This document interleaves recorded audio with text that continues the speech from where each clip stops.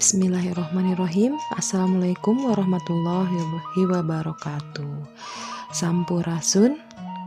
Kumaha barudak kelas 5 kabarna? Mugia barudak kelas 5 dinten ayeuna aya dina kaayaan sehat walafiat. Tepang deui sareng Ibu Desi Magdayani di pangajaran basa Sunda. Hayu barudak sateuacan acan dikawitan urang bocah heula basmalah kasarengan. Bismillahirrahmanirrahim. Kompetensi dasar sareng tujuan pembelajaran dinten ayeuna nyaeta aya dina KD 3.4 memahami isi teks percakapan. Teras tujuan pengajaran dinten ayeuna siswa bisa maca jeung ngaregepkeun teks paguneman anu temana sehat teh penting. Anu kadua siswa bisa mika nyaho kana istilah kasehatan.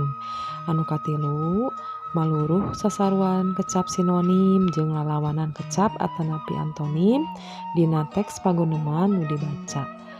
Anu terakhir siswa tiasa mikawanoh kalimah langsung sarta bisa ngarobah jadi kalimah teu langsung. Hayu barudak urang regepkeun sasarengan. Dina tema pangajaran dinten ayeuna urang majeng ka tema 4 nyaeta sehat teh penting. Hirup sehat teh penting pisan kumargi ngajantenkeun hirup urang bersih sehat tur berseka. Cobi tinggal eta murang kalih meni sehat kitunya barudak. Tah urang diajar kumaha hirup sehat teh nya. Mangga barudak orang tinggal gambar nu salanjengna nya. Dina kaayaan pandemi ayeuna barudak urang teh penting pisan nya kedah ngajagi kesehatan kumargi urang teh kedah kahindar tina virus corona tanapi COVID-19 eta teh virus anu pangbahayananya dina kaayaan ayeuna. Tah ibu bade masihan terang cara hirup sehat dina kaayaan pandemi. Nu kahiji barudak nganggo masker. Tah saat di bumina sok nganggo masker atanapi di luar bumi nya kedah dianggo maskerna. Selain nganggo masker kedah jagi jarak sareng nu sanes upami nuju di luar bumi. Tah eta mah penting pisan barudaknya kumargi ayeuna masa pandemi ulah hilap kedah bekal masker, hand sanitizer nya upami nuju jalan-jalan di luar. Jagi kesehatanana. Anu kadua nyaeta tuang-tuangan teratur anu sehat sareng bergizi. Tuang-tuangan teh naon hartosna upami dalam bahasa Indonesia mana? Makan ya, makan makanan yang sehat, bergizi secara teratur. Ayeuna naon wae contoh kadaharan anu sehat teh? Tah kadaharan anu sehat teh nyaeta anu ngandung karbohidrat, protein jeung vitamin nya. Selain eta aya nu mengandung kalsium oge sapertos susu. Tah nya eta ge termasuk kadaharan atanapi kaleutan anu sehat. Naon wae nu ngandung karbohidrat teh barudak sangu nya, roti, terus jagong gitu nya eta teh karbohidrat. Anu ngandung protein naon aya lauk, aya hayam nya, terus endog nya. Terus anu ngandung vitamin sayur-sayuran nya. Terus buah-buahan aya cau, jeruk nya, anggur, apel. Nah, sareng sajabana nya. Tah eta teh kadaharan anu sehat. Disempurnakeun ku naon? Ku ngaleut susu. Tah eta sae pisan barudaknya raos pisan tah makanan atanapi kadaharan anu sehat teh. Salajengna cara hirup sehat dina kaayaan pandemi teh nu katilu nyaeta getol olahraga. dilebet bumi 30 menit unggal dinten minimal eta teh barudaknya. Getol teh naon hartosna? Rajin olahraga maksudna gitu barudaknya.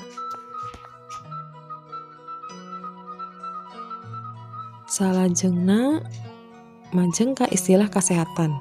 Ngaran-ngaran anggota badan sareng ngaran-ngaran penyakit atanapi kasakit. Ngaran anggota badan nu kahiji nyaeta pangambung nya. Terus anu kadua nyaeta bayah. Pangambung teh naon upami bahasa Indonesia na teh? Tah leres nya hidung na. Anu kadua bayah teh paru-paru nya eta teh ngaran anggota badan. Teras aya nu katiru pejit. Tah pejit teh usus nya upami bahasa Indonesia nama. Teras nu kaopat nyaeta genggerong. Genggerong teh tenggorokan upami bahasa Indonesia namanya barudak. Ingat-ingatnya pejit teh usus, genggerong teh tenggorokan. Contoh anggota badan anu salajengna nyaeta lambung. Ya, lambung teh aya dina padaharan urang. Tah, eta contoh-contoh anggota badan. Seueur saresna mah barudaknya. Contoh nu sanesna. Nah, ibu dikenalkeun ieu 5 we anu kedah terang barudak. Salajengna ngaran kasakit anu kahiji nyaeta salesma. Salesma teh nyaeta radang selaput lendir dina liang pangambung anu ngalantarankeun panas tiris. Upami dina bahasa Indonesia mah influenza nya barudak salesma teh. Anu salajengna nyaeta eungap. Eungap teh barudak nyaeta teu bisa ngabe bener lantaran liang hawa dada katindihan. Di penyebabna mah eta teh biasana mah ku ngarokok tah tiasanya bisa ngalantarankeun eungap. Teras misalkan tina polusi udara nya tiasa menyebabkeun eungap. Janten eungap teh karaosna teh ngambeuna teh teu bener, tidak bisa mencium dengan bebasnya na ya, jadi liang hawa dadana teh katindihan ya, jadi sesak napas gitu na ya. Terus ayeuna aya kasakit kanker. Wah, ieu mah bahaya pisannya barudak. Kasakit anu dipikasieun ku manusia. Kasakit nu matak bahaya kacida ibarat mangandeuh dina tatanggalan. Mangandeuh itu seperti benalu atau jamur yang ada di pohon ya nak ya. Nah ini kanker ini penyebabna seueur pisannya, seueur faktor tina tuangan, tina emutannya. Emutan itu pikiran, teras tina kacapeannya, kelelahan manusia tiasa menyebabkan panyawat kanker.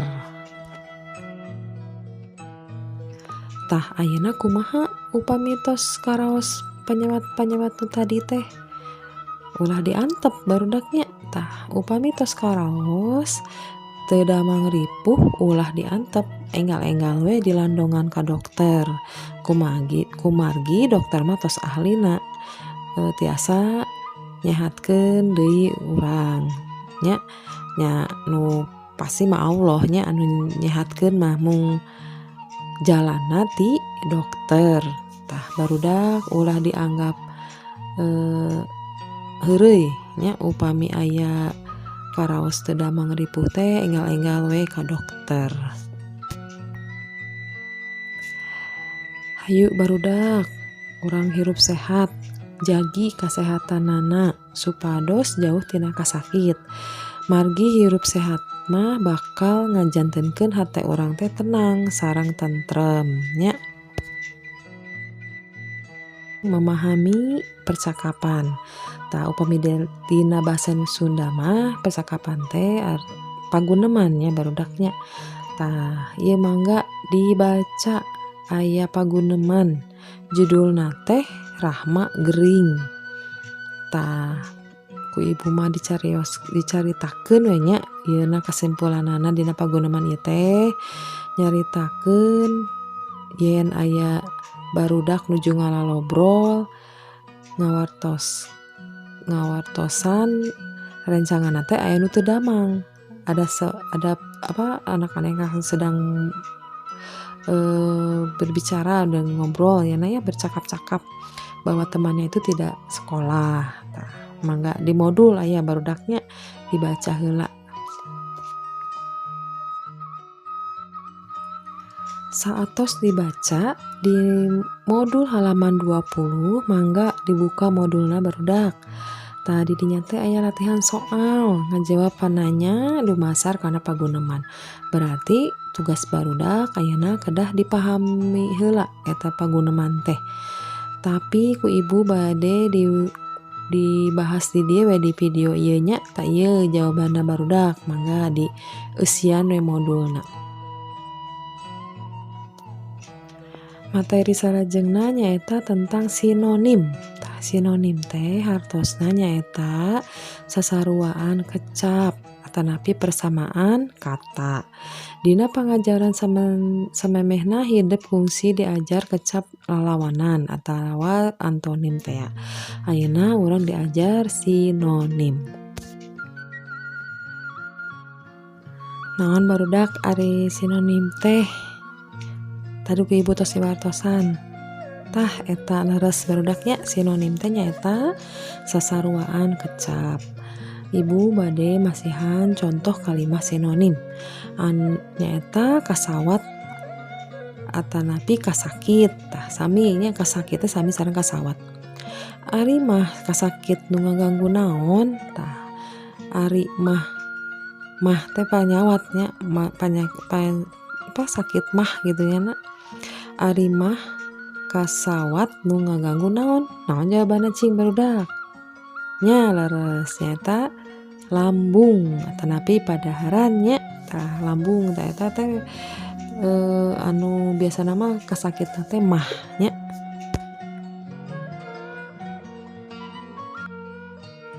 Tah ieu contoh anu sanesna barudak. Aya ngasongkeun sami sareng masihkeun.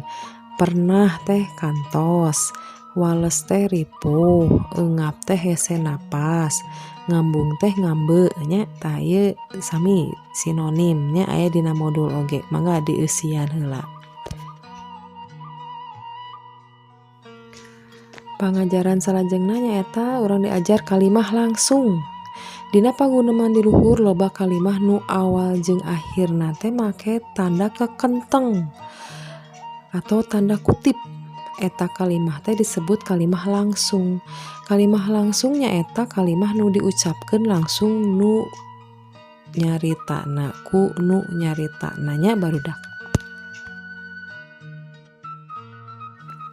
Tah ieu aya contoh kalimah langsung. Emak, ieu surat ti Bapa Rahma, ceuk Galih teh. Dina pangajaran samemehna hidup fungsi diajar penggunaan kalimah teu langsung. Cing robah kalimah langsung dihandap jadi kalimah teu langsung seperti dihandap ieu. Kalimah langsungna teh tadinya barudak tah ieu kalimah teu langsungna. Galih nyarita ka emak yen eta surat teh ti Bapana Rahma. Alhamdulillahirabbil alamin. Sakitu wae barudak pangajaran ti ibu dina pangajaran basa Sunda dinten ayeuna. Hatur nuhun kana perhatosanana. Mudah-mudahan barudak ngartos dina tema opat ieu ku ibu ti awal dugikeun ka akhir didugikeun dina video ieu.